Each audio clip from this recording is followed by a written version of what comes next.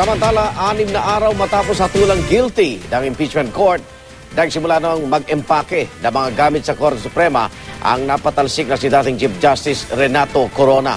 Saksi si Sandra Aguinaldo. Kasama ng asawang si Cristina, nagbalik sa kanya opisina si dating Chief Justice Renato Corona para simulan na ang pag-eempake ng kanyang mga gamit.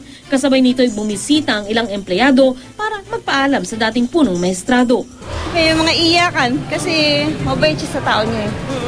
Masaya naman siya kasi ang daming taong nag-courtesy call ngayon. So, talagang super, tapos nagpapasign pa sila, ganyan.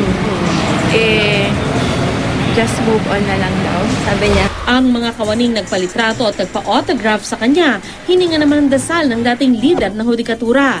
Bumati rin kay Corona sina Associate Justices Teresita de Castro, Jose Perez, Jose Mendoza at Presbitero Velasco. Kasama rin ni Corona sa pagpunta sa Supreme Court kanina ang kanyang anak na si Francis. High-isip, high-spirit. Nag-empake si Corona 6 na araw matapos ma-convict na impeachment court. Guilty as charged.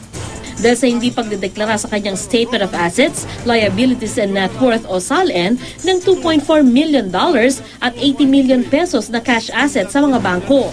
Pero bago pa ibaba ang makasaysayang guilty verdict kay Corona, nagpa-survey na ang Pulse Asia. At dito ay lumabas na 45% ng mga Pilipino ang naniniwalang guilty ang dating punong maestrado. 5% ang nagsabing inosente siya, habang 38% ang hindi pa makapagdesisyon noong panahon ng survey. 12% naman ang nagsabing wala silang sapat na batayan para magdesisyon. Sandra Aguinaldo ang inyong saksi.